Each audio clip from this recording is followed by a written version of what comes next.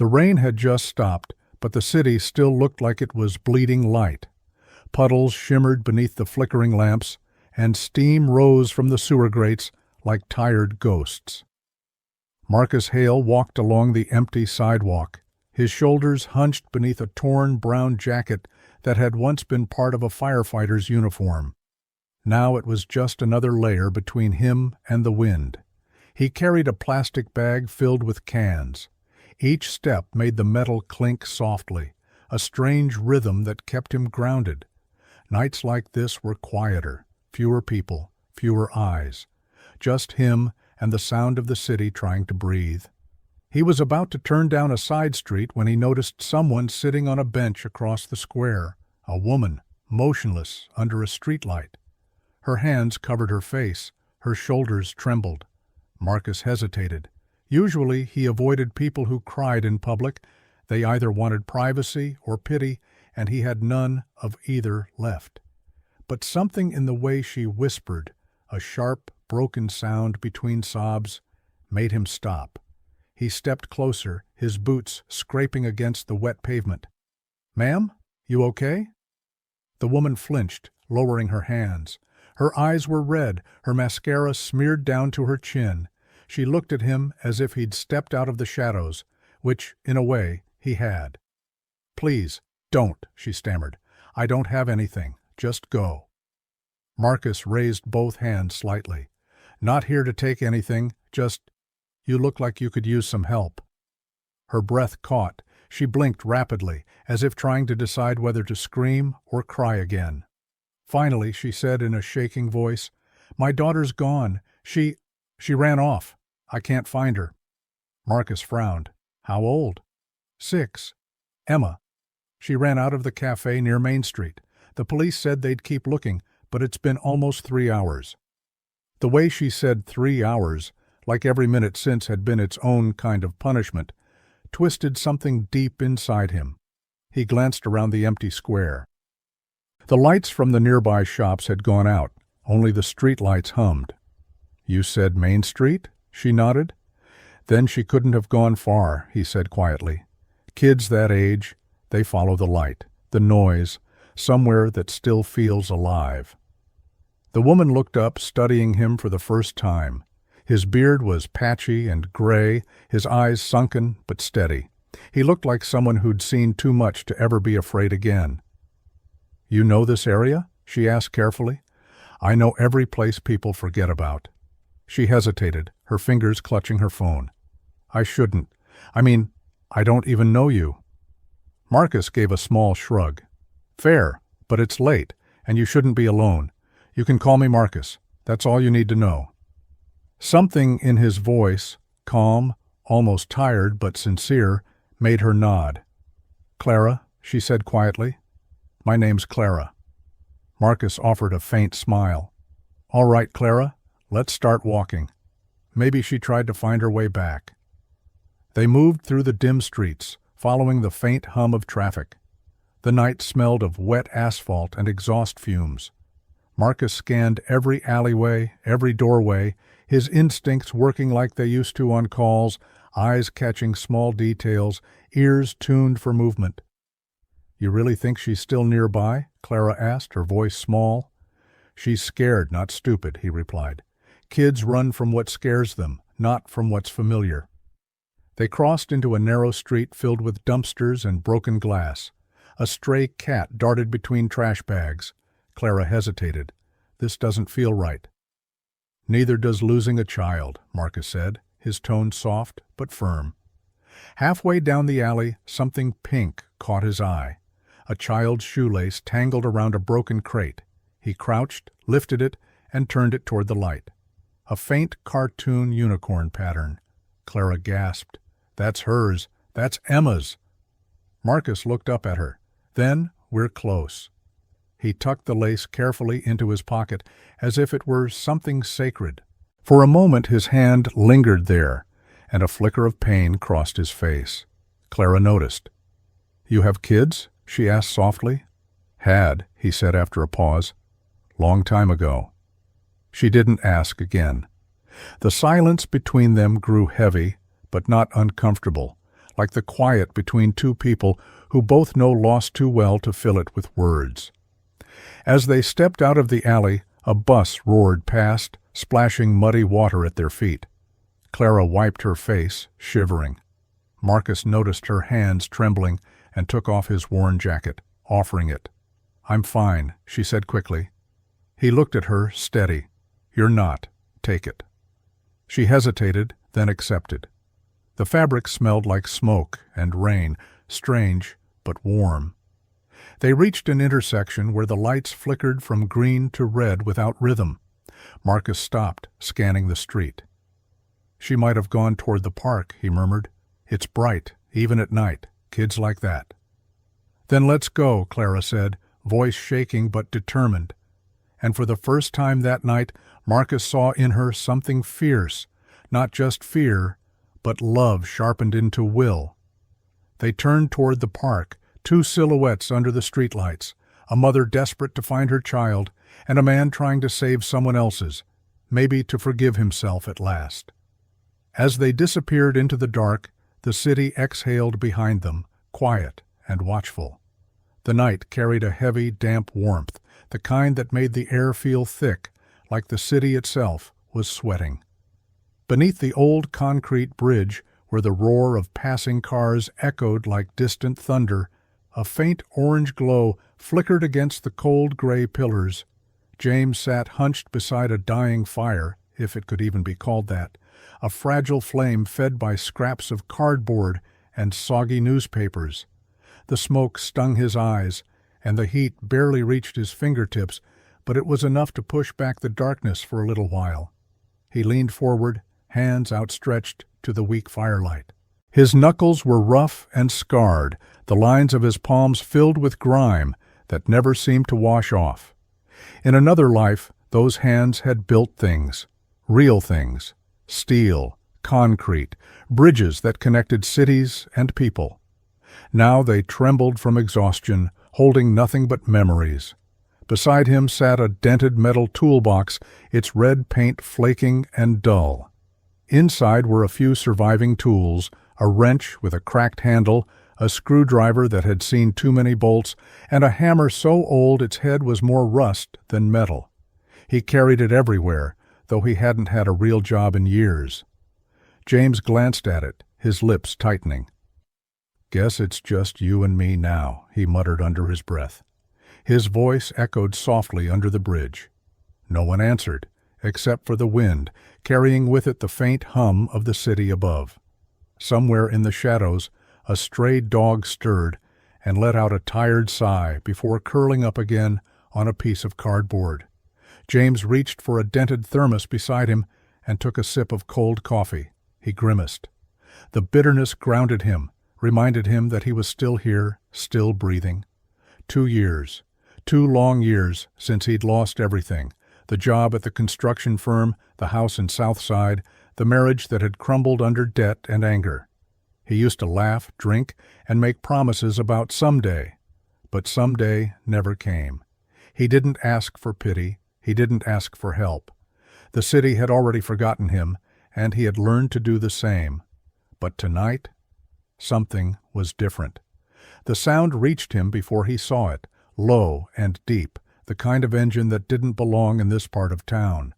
A sleek purr, smooth and powerful, cutting through the night like a heartbeat out of place. James looked up.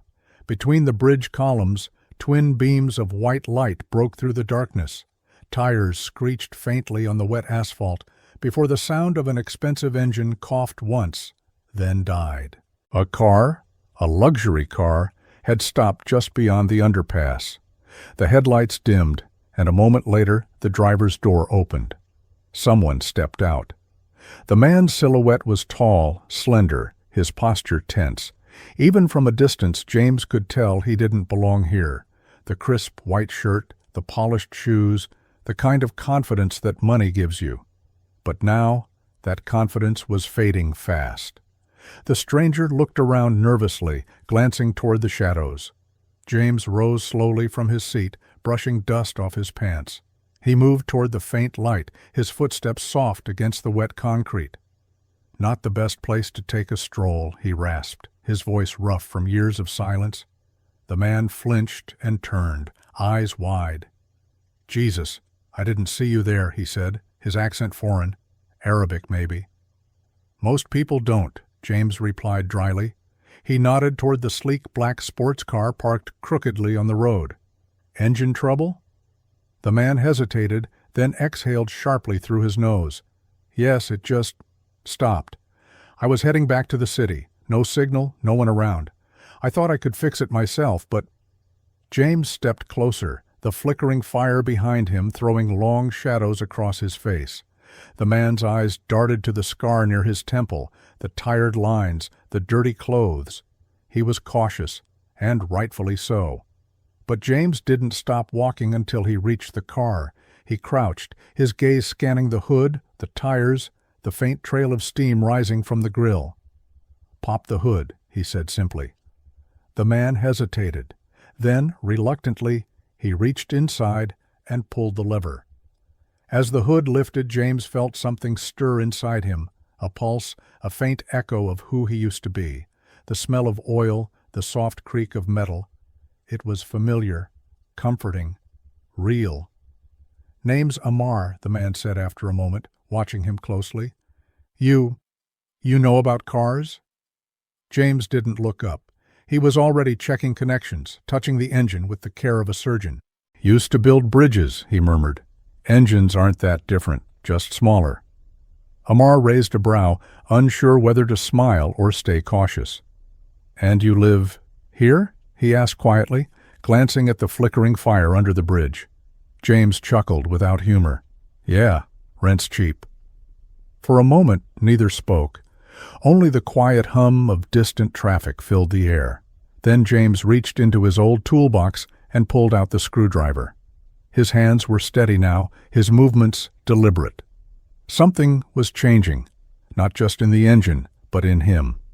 And though neither man knew it yet, this broken-down car under a forgotten bridge would be the start of a connection that would change both of their lives.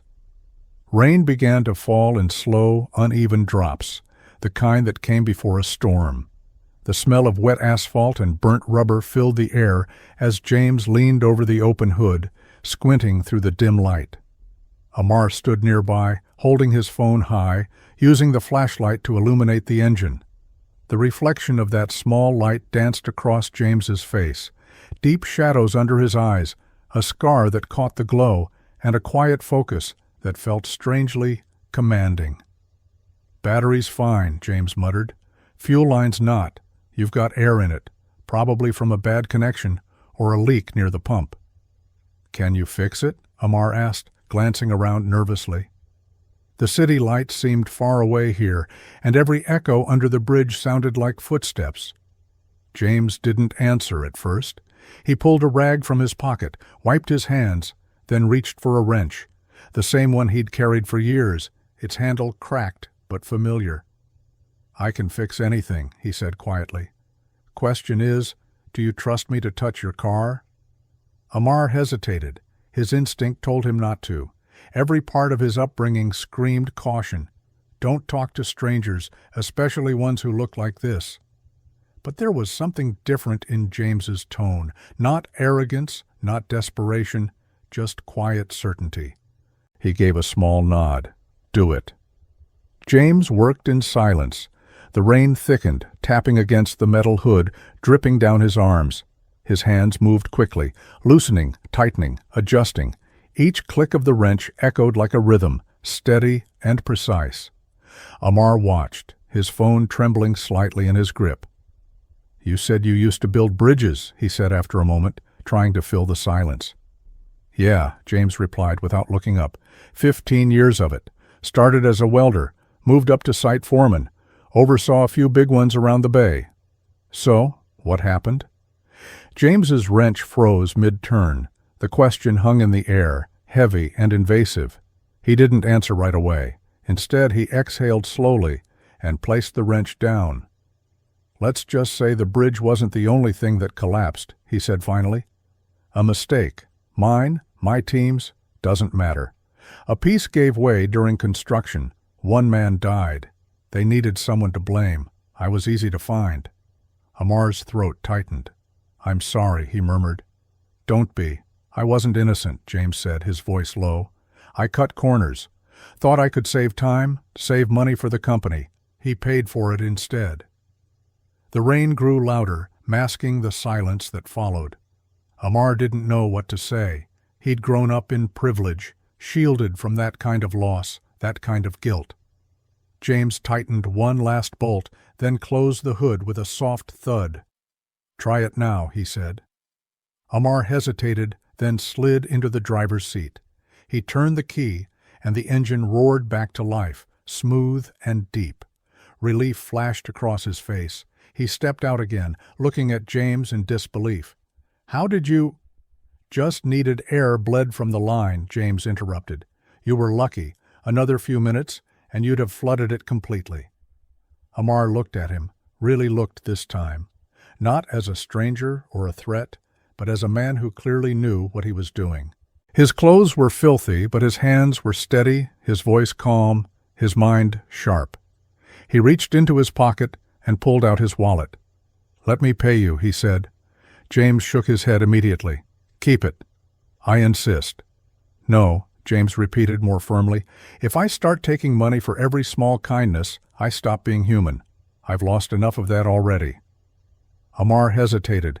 He'd never heard someone refuse money so easily, especially someone who clearly needed it.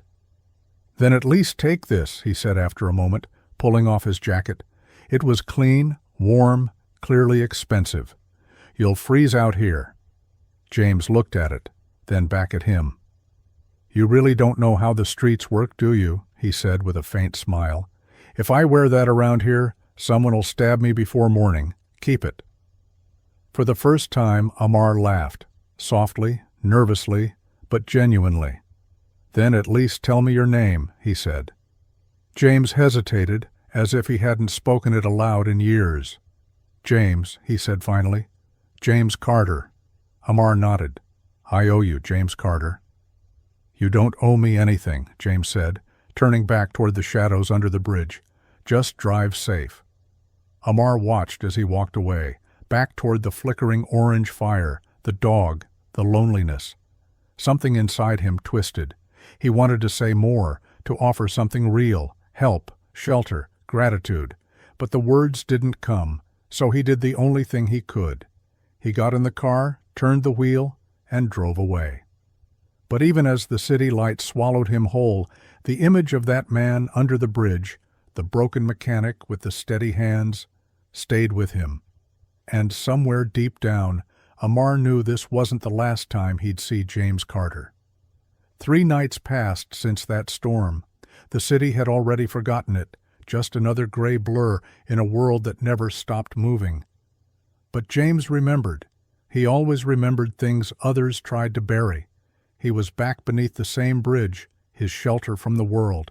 The fire had burned out long ago, leaving only blackened ash. The air smelled of rain and rust, and the distant sirens blended with the hum of traffic above.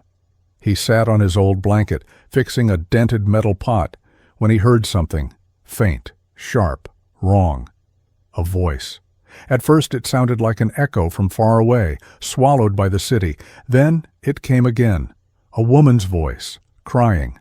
James frowned. No one came down here at night, not unless they were desperate or lost. He rose, picking up his flashlight, and followed the sound. It led him past the pillars, down the slope, toward the edge of the street where the broken streetlight flickered weakly. There, sitting on a bench beside a puddle of light, was a woman, alone, trembling. She looked maybe 35, her long brown hair soaked, her clothes wrinkled and muddy. Her face was streaked with tears and rain, her hands clutching a small phone that she wasn't even looking at. James stopped a few steps away. "Ma'am," he said quietly, not wanting to startle her, "you okay?" She lifted her head. Her eyes were swollen, red from crying. When she saw him, a tall, dark-skinned man in a ragged coat, she flinched at first, then froze, too exhausted to move. I'm sorry," she stammered. "I didn't mean to come here. I was just—" "You're fine," he said, his tone calm. But this isn't the safest part of town after dark. What happened? She hesitated, biting her lip. Then she broke, the words spilling out between sobs. "My daughter," she said. "She's gone. She was supposed to come home from school hours ago. I called everyone, the police, her friends. Nothing. I don't know where she is." James's chest tightened. Missing kids weren't rare in this city. He'd seen the posters, the headlines, the faces that disappeared like they were never there. "What's her name?" he asked softly. "Lily," the woman whispered. "She's only 9. The silence that followed was unbearable. The rain hit the pavement in steady rhythm, like a heartbeat. James slowly sat down beside her. She looked at him, uncertain, scared, but something in his face made her stay. "I know what it's like to lose someone," he said quietly. "I can help you look." She blinked. "You'd help me?" "Yeah. But you don't even know me." James shook his head. "Doesn't matter. No kid deserves to be out here alone, not in this city." For a moment she just stared at him, trying to understand why a man who had nothing would offer to help. Then she nodded, wiping her tears. "I'm Claire," she said. "James," he replied. "Let's start with where she was last seen." Claire explained everything through broken words. Lily had left her school around 5. She usually took the same bus home. But that evening, the driver said she never got on. A security camera near the stop caught her walking toward a corner store. And then nothing. James listened carefully, his mind working. "That's near the East End," he said. "I know that area. Used to fix a loading dock there before things went south." Claire looked at him, desperate. "Please," she said. "If you know anything—" "I'll find her," James said. His voice wasn't loud, but it was steady, the kind of steady that made people believe him. He rose, tightening his worn jacket, and turned toward the dark stretch of road beyond the bridge.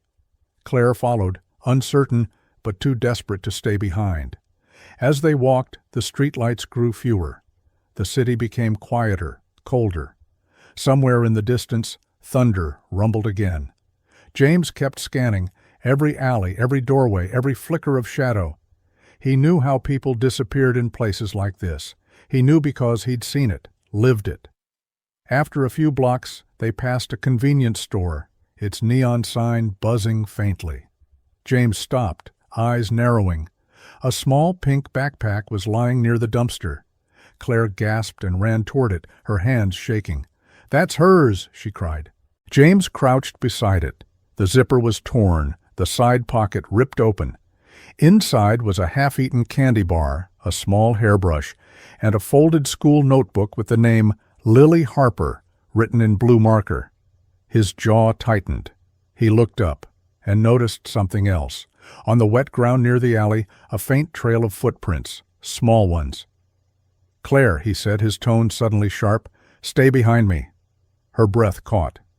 "Do you see something?" "Yeah," he said, moving slowly toward the alley. "I see someone who didn't want to be followed." He turned the flashlight on, the beam cutting through the dark like a blade, and what it revealed made both their hearts freeze. A shadow moved deeper inside the alley, slow, watching, and then a voice, low, rough, slurred by alcohol. "You should have stayed home, lady." The alley smelled of wet garbage and gasoline, the kind of smell that clung to your skin and never left. The only light came from James's small flashlight, trembling slightly in his grip as rain slid off the beam like silver threads. The voice came again, deeper this time, hidden somewhere in the dark. "You looking for trouble, old man?"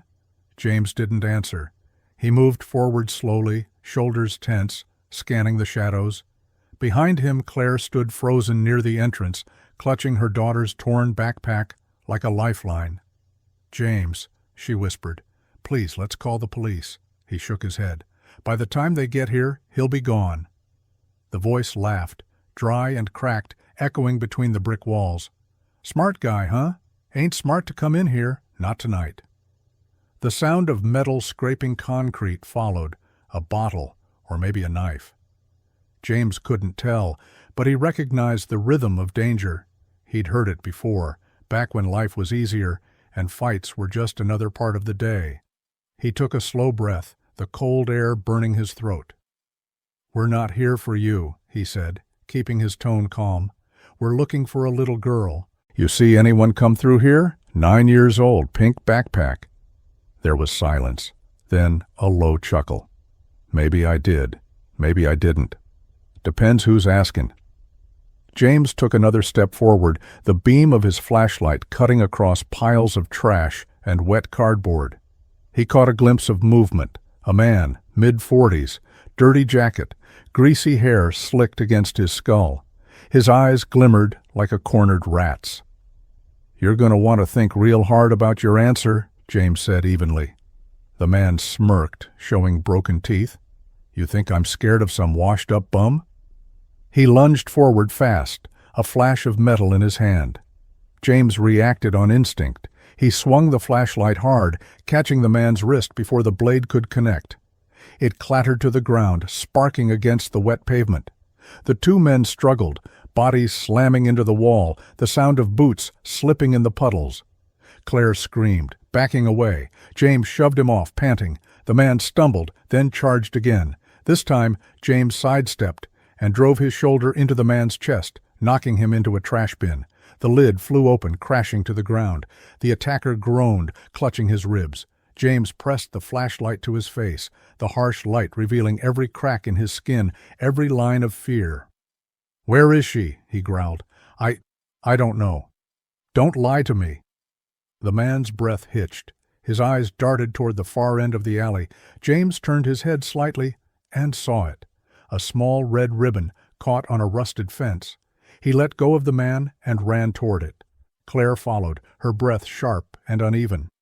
When they reached the fence, James crouched and pulled the ribbon free. It was soaked, but unmistakable, pink with tiny white flowers. "It's hers," Claire whispered, her voice breaking. James scanned the area. The alley split at the end, one path leading toward a service road, the other toward the back of an abandoned warehouse. He turned to the man on the ground. "Which way?" The man wiped blood from his lip, sneering. "Even if I told you she's long gone, you think you're some hero? You're just another ghost under the bridge." James stared at him, the rage simmering behind his calm expression. He could have hit him again, wanted to, but he didn't. Instead, he stepped back, his voice low and cold. "If you're lying, and I find out you touched that kid, I'll come back, and you'll wish the cops got to you first." The man said nothing. James turned to Claire. "We're checking the warehouse. But what if she's alive, that's where they'd keep her, out of sight, out of sound." She hesitated, her eyes wide with fear, but nodded. They crossed the street together, stepping into the darkness that swallowed the old building. The warehouse loomed above them like a dead giant, its windows shattered, its doors hanging off the hinges. As they slipped inside, James could feel it, the shift in the air. It was colder here, quieter, but not empty. He motioned for Claire to stay behind him. Then, from somewhere deep inside the shadows, came a sound, small, fragile, a child's cry. The warehouse smelled of mold, rust, and decay, the air heavy, pressing down on their lungs with every step. James moved cautiously, flashlight cutting through the darkness. Each beam revealed overturned crates, puddles of stagnant water, and the faint glimmer of broken glass. Claire followed behind him, clutching Lily's backpack as if it were a lifeline. Her hands shook, and she swallowed sharply, trying to hold back tears. From deep inside came the faint sound again, a small voice, quivering and frightened. "Lily?" Claire whispered. The voice answered with a shaky cry. James motioned for Claire to stay behind him as he moved closer to the sound. The beam of his flashlight landed on a small corner of the warehouse, near a pile of crates stacked haphazardly. There, curled up and shivering, was a little girl, her hair damp, her eyes wide with fear. "Emma! No, Lily!" Claire gasped, rushing forward. James held up a hand, stopping her. "Wait, watch your step. Someone's still here." The girl didn't move at first. Then, seeing her mother's face, she bolted toward Claire and they embraced tightly. Lily clung to her mother, her small body shaking, sobs racking her chest. James stepped back, scanning the shadows. He had learned long ago that relief was temporary. Danger was never far behind. A low growl echoed from deeper inside the warehouse. James's flashlight flicked toward it. A man stepped out of the shadows. His jacket was torn, his face streaked with dirt and blood. It was the same man from the alley, only now he looked desperate. You can't take her," he snarled, brandishing a metal pipe.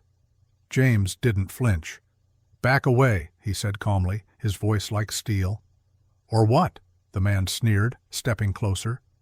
James's eyes narrowed.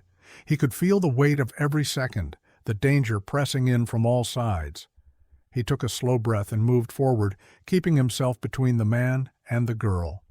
"Or this," he said, and in a sudden, fluid motion, swung a wooden crate toward the man. The crate struck the pipe, sending it clattering across the floor. The man stumbled, cursing. "Go!" James shouted to Claire. "Get her out of here!" Claire scooped up Lily and ran toward the exit. The man shouted again, lunging for James, but James sidestepped, tripping over a crate and using his momentum to knock the attacker off balance. The man crashed into a stack of boxes, groaning and cursing. James didn't wait. He sprinted after Claire, guiding them through the dark maze of the warehouse. The little girl's sobs were quiet now, replaced by the rapid pounding of her small feet on the concrete. Finally, they burst into the open night. Rain had returned, falling in sheets, soaking them instantly. But it didn't matter. Lily clung to her mother, shivering, safe at last. Claire turned, tears streaming down her face. "James, thank you. I don't know what I would have done without you." James shrugged, glancing at the wet city around them. "You'd have done it anyway," he said quietly. "A mother doesn't give up. I just made sure you had a path to follow." For a moment they stood there in the rain, the city silent except for the distant roar of traffic and the drum of rain on the pavement. Lily tugged at her mother's hand, looking up at James with wide, frightened eyes. "Are you a hero?" she asked softly. James knelt down, resting his hands on his knees.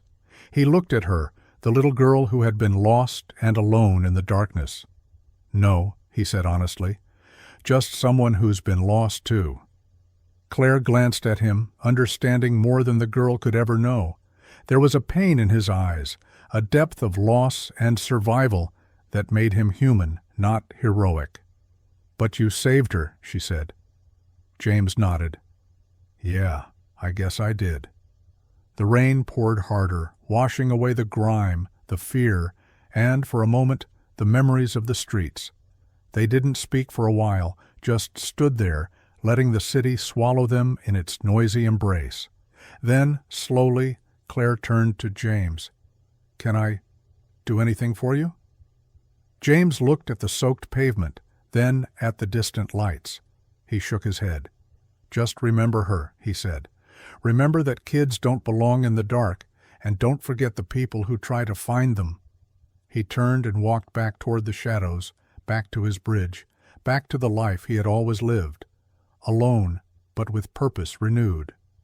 Claire held Lily tight, watching him disappear into the night, the man who had changed everything for them, even if no one else would ever know his name.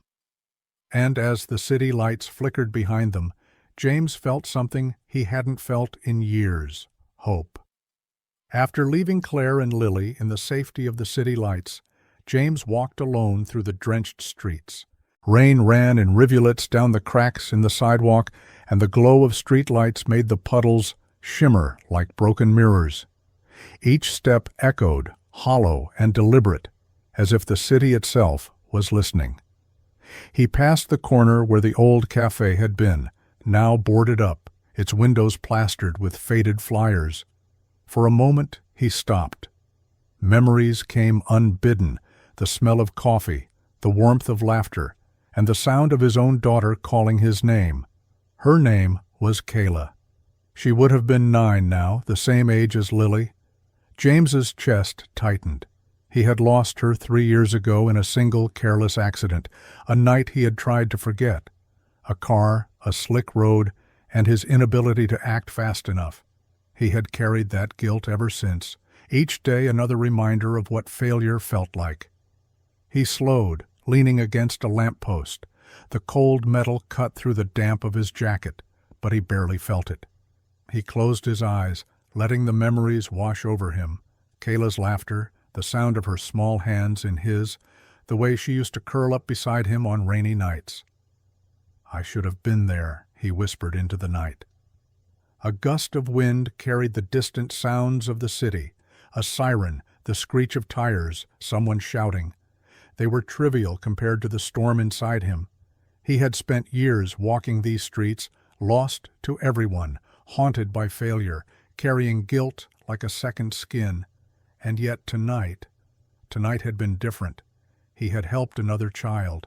He had saved Lily when the city had failed. James thought of Claire, holding her daughter, tears in her eyes. She didn't know his story, didn't know the nights he spent under bridges, the meals he missed, the people he'd avoided. But in that moment, he realized something. Maybe he could still do some good. Maybe the ghosts of the past didn't have to control him entirely. The memory of the warehouse, of the alley, of the man with the pipe, flickered like a nightmare. His pulse still raced, but the fear that usually lingered after nights like these was tempered by something else, a strange sense of purpose. He walked on toward the bridge that had become his home, his refuge. The rain was lighter now, a fine mist settling over his shoulders. He passed an abandoned newsstand, its papers yellowed and curling in the damp. He paused, running his fingers over the top sheet. A headline from years ago stared back at him. "Firefighter hero saves family, dies in blaze." He remembered the pride he had felt then, before everything fell apart, before mistakes, before guilt, before he became invisible to the world. "Maybe I'm not invisible anymore," he murmured. Reaching the bridge, he crouched beside the remains of his fire, still smoldering faintly. The dog, his only companion, stirred and nuzzled against him. James ran a hand over its head, feeling the familiar warmth, the fragile connection that reminded him he was still alive. For a long moment he sat there, listening to the city breathe, thinking of Kayla, of Lily, of the life he had lost and the life he had saved tonight. The streets were cruel, yes, unforgiving, unrelenting, but he had found a way to fight back, to protect, to matter. And for the first time in years, James allowed himself a thought that had been forbidden for so long. Maybe tomorrow he could try again. Maybe he could walk the streets, not just as a survivor, but as someone who mattered. The rain finally ceased. A thin mist lingered over the pavement, reflecting the glow of the streetlights. James leaned back against the bridge column, the dog resting at his feet, and closed his eyes. Somewhere, far above the noise of the city, the night exhaled. James didn't know what the future held. He never did. But for the first time, he felt ready to meet it, shadowed past, lost family and all. The next morning, the city was bathed in gray light, a soft drizzle painting the streets in silver. James woke under his bridge, the dog curled beside him, both of them damp and cold, but alive. For the first time in months, he didn't feel the gnawing emptiness that usually marked the start of the day. Instead, there was a faint pulse of purpose, a fragile determination that had taken root during the night. He stood, stretching stiff muscles, and scanned the empty street, the bridge, the graffiti, the littered pavement. It was all familiar, yet today it seemed different. Today, he was carrying something more than survival. His thoughts wandered to Claire and Lily. How were they now? Did they make it home safely? He wanted to reach out, to check if they were all right, but he had no way to contact them. Claire hadn't given her number, and he wasn't about to track her down. Not yet. He was still invisible to the world, and perhaps that was for the best. As he walked toward the main street, he saw movement ahead. A man in a tailored suit, eyes sharp, briefcase in hand, was approaching him. James recognized him instantly. Amar, the man from the broken-down car days ago. The sight of him brought a mix of memories, the sleek engine, the shared silence, and the small, quiet trust that had passed between them. Amar stopped a few feet away, eyes scanning James from head to toe. Rain dripped from his coat, and his face was serious, but not unkind. "James," Amar said, "I've been looking for you." James raised a brow. "Looking for me? You mean the guy under the bridge?" Amar chuckled, a faint, restrained sound. "That guy saved me once, and now I want to save you, or at least give you a choice." James frowned, unsure what he meant. "Choice?" Amar pulled a folded envelope from his coat and held it out. "This is an offer, a job, a place to stay, something permanent. No questions about your past. You've got skills. You're smart, careful. I know that now. But you've been living like this too long." James hesitated, glancing down at the damp pavement. A part of him wanted to refuse, wanted to stay invisible, untouchable. Another part, buried deep beneath the streets and bridges, wanted this, the chance to step back into the world he had abandoned. "Why me?" James asked finally. "Because you saved a little girl last night," Amar said simply. "Because you cared when no one else did. Because I saw who you are, not what the city says you are." James swallowed, the words catching in his throat. He hadn't expected recognition. He hadn't expected gratitude. He had expected nothing. "I don't know if I can fit into that world anymore," he admitted. "Maybe not," Amar said, "but you can try. Or you can keep walking these streets alone, your choice." The envelope felt heavy in James's hand. It wasn't just paper. It was a door, a promise, a test. He looked toward the bridge behind him, the shadows of his life, the cold concrete, the dog sleeping in the rain. And then he looked at Amar, the open street, the chance for safety, a way to matter. "I'll think about it," James said finally, tucking the envelope into his coat. "No promises." Amar nodded, giving him a look that was both patient and understanding. "That's all I ask," he said, "but don't take too long. Life doesn't wait." As Amar walked away, James watched him disappear into the misty city. He turned back to the bridge, to the dog, to the echo of the streets. The crossroads had appeared, the choice between staying invisible and stepping into a life that demanded trust, courage, and hope. James crouched beside the dog, running a hand through its damp fur. He let out a breath, the foggy city pressing close around him. The streets were still dangerous, the nights were still cold.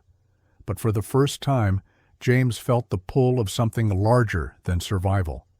And for the first time in years, he realized that maybe, just maybe, he could begin again. 2 days later, James returned to the bridge, the envelope from Amar still tucked into his coat pocket. He had spent the intervening hours wandering the city streets, avoiding people, avoiding questions, avoiding the thought that he might actually step out of the life he had known for so long. The city was quiet that morning, the drizzle light, almost gentle. James lit a small fire, just enough to warm his hands, and watched the smoke curl into the gray sky. The dog stirred beside him, sniffing the air, sensing the tension he could not hide. He opened the envelope carefully. Inside was a letter and a small key. The letter read, "James, this isn't charity. It's a chance, a place to stay, a job that uses your skills. It's up to you to make it mean something. There's no pressure. Just don't waste it." James crumpled the letter slightly in his hand, feeling the weight of the decision pressing down on him. For years he had survived by being untouchable, by avoiding attachments, by becoming invisible. To accept this meant stepping into the unknown, trusting someone again, letting the past fade just enough to move forward. He stared at the key. It was small, ordinary, yet it represented something extraordinary, access to a life he hadn't allowed himself to imagine for years. The memory of Claire and Lily from that night surfaced again, their fear, their relief, their gratitude. He had saved a child when he could have walked away. Perhaps it was a sign, a reminder that he was still capable of good, still capable of stepping back into the world. James rose slowly, the envelope and key heavy in his hand. He looked down at the dog, his companion through endless nights, and patted its head. "We're leaving this behind, buddy," he said softly. "At least, trying." The street seemed different as he walked away from the bridge. The wet asphalt reflected the morning light, glimmering with possibilities. Each step felt strange, foreign, yet not entirely unwelcome. For the first time in years, James allowed himself to imagine what it would be like to have a roof over his head, a job that mattered, and a life that didn't revolve around survival alone. He arrived at the address Amar had included, a small, modern apartment in a quiet part of town. The door was unlocked just as the key promised. Inside, the space was simple but clean, the furniture minimal but inviting. It smelled faintly of fresh paint and warmth. James set the envelope and key down on a table, taking a moment to let it sink in. This was reality, not a dream, not a temporary shelter, not a fleeting warmth under a bridge, real, permanent, safe. He sank onto the small sofa, feeling the exhaustion of years hit him all at once.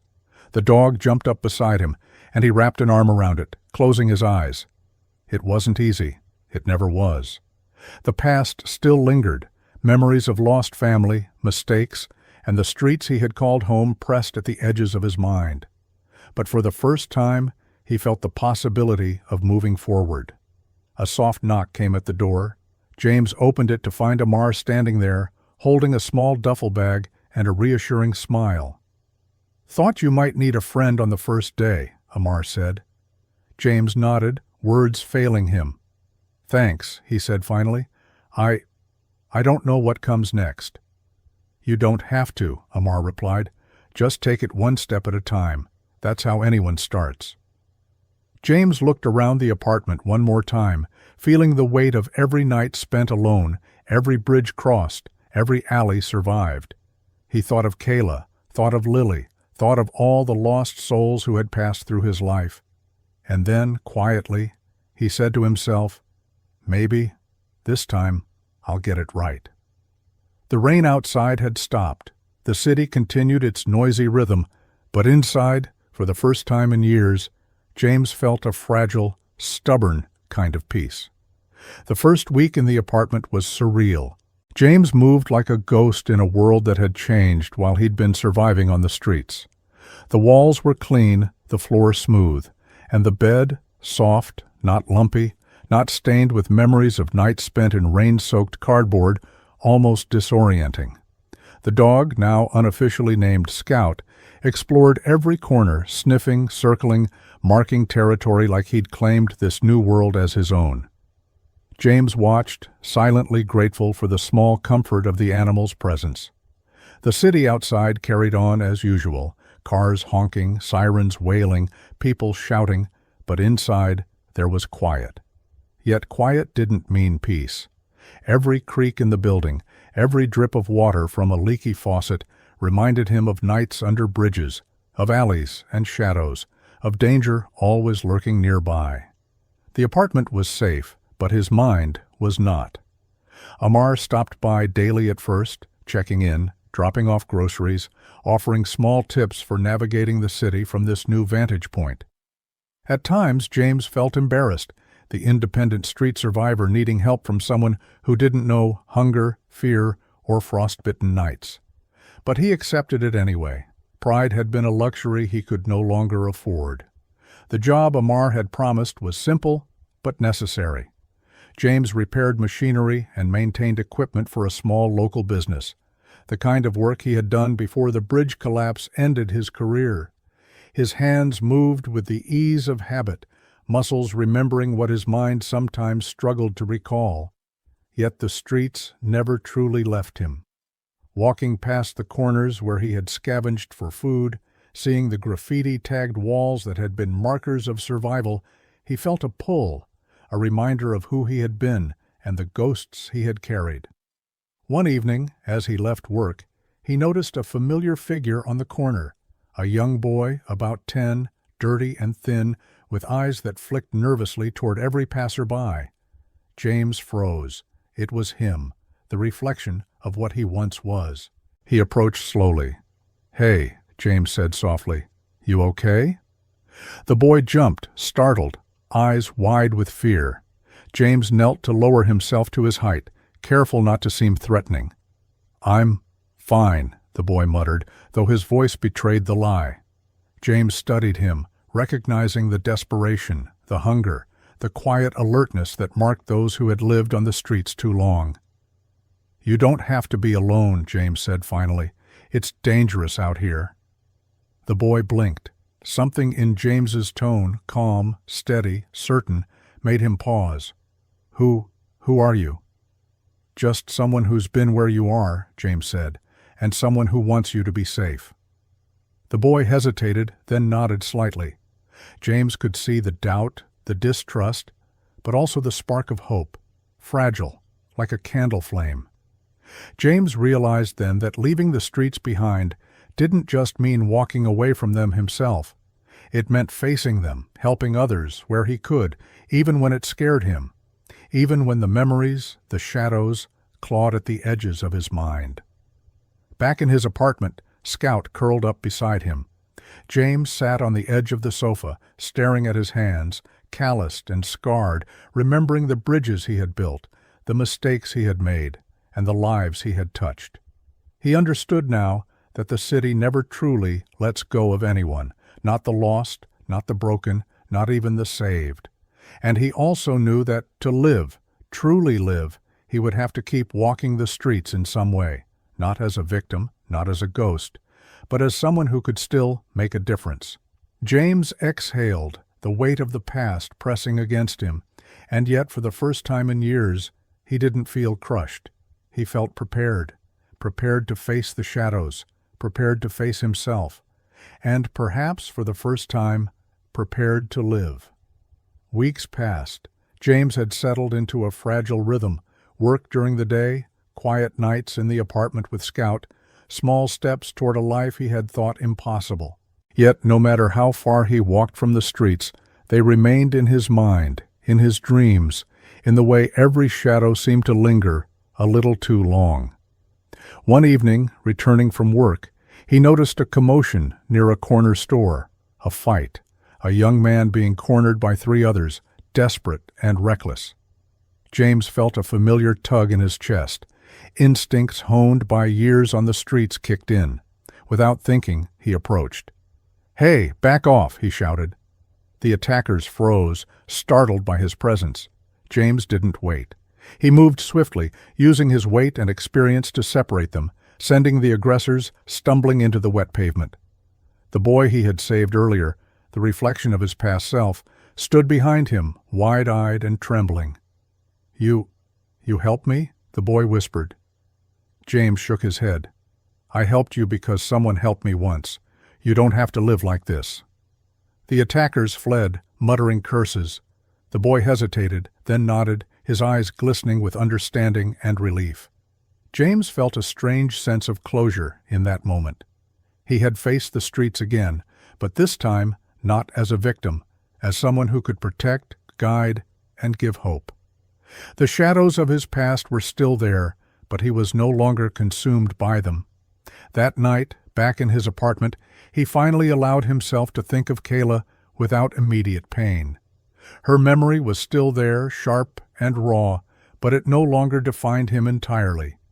He had survived loss, guilt, and years of invisibility, and now he could carry those experiences into something that mattered. Claire and Lily stayed in touch. A few times a week, messages arrived, thanks, updates, small glimpses into their rebuilt life. Every time, James felt a flicker of warmth, a reminder that what he had done had changed lives beyond his own, and he wasn't invisible anymore. People noticed him, co-workers, neighbors, even the occasional passerby who saw the man who had once walked the streets alone and now carried himself with quiet strength. One morning, the sun broke through the clouds, the city sparkling wet and bright. James stood on the balcony of his small apartment, Scout at his feet, and watched the streets below. Children ran to school, vendors set up stands, and the city buzzed with life. The streets that had once been a cage now seemed like a promise, a world he could walk through on his own terms. James exhaled slowly. He knew the past would always be with him, the bridges, the alleys, the nights of fear and hunger, but he also knew he had the power to shape what came next. He could help others, guide those still lost, and live a life that mattered. The city was still imperfect, still harsh, still indifferent. But James had changed. He was no longer just surviving, he was living. And as the morning light touched the skyline, James felt the first real sense of peace he had known in years. The streets behind him, the life ahead, and the lessons learned all converged into something unshakable. He was no longer a ghost. He was someone who mattered. And in that realization, he finally smiled.